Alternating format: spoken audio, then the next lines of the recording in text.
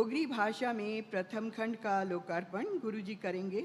Doctor Padam Dev Singh नादान, आपसे अनुरोध है आप एक बार फिर मंच पर आने।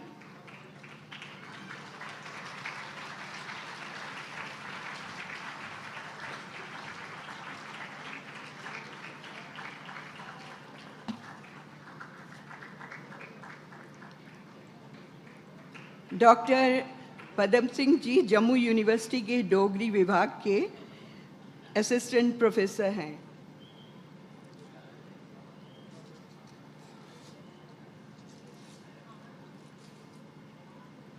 उन्होंने डोगरी में एमए किया है, बीए, पीएचडी किया है और सोशल मीडिया का सदुपयोग करना चाहिए ये युवाओं को बताते हैं।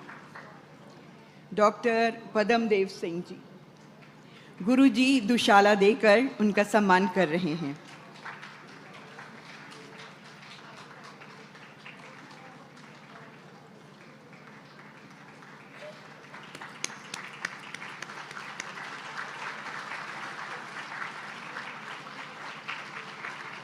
धन्यवाद, कॉन्ग्रेचुलेशंस।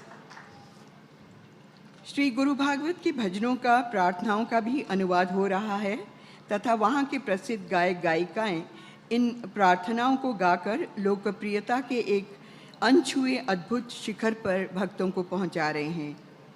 अब हम सांथाली डिजिटल म्यूजिक